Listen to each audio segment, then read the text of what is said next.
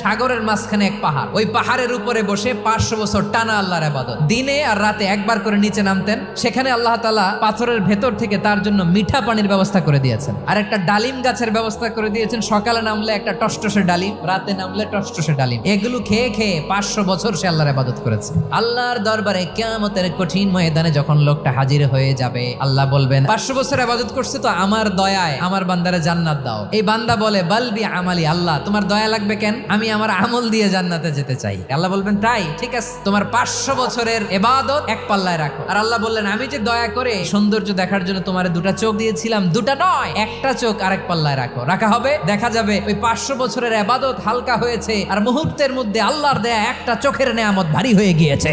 ফলাফল দেখো, হিসাব বলে তুমি এখন জাহান্নামে যাবা, যাও এবার জাহান্নামে যাও। এবার লোকটা কাচুমাচু করে বলে আল্লাহ এবার আমি বুঝতে পেরেছি তোমার দয়া ছাড়া দুনিয়ায় কেউ জান্নাতে যেতে পারবে না।